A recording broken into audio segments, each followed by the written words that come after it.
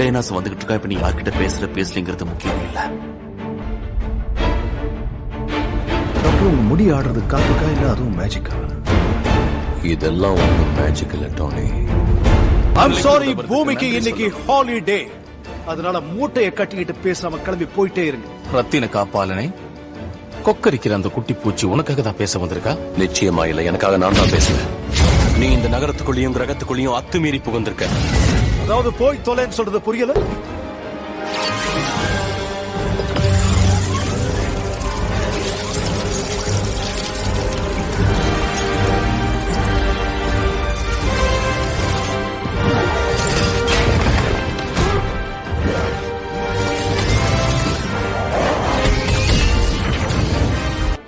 என்னோட ஒரே சாபம் நீதான்.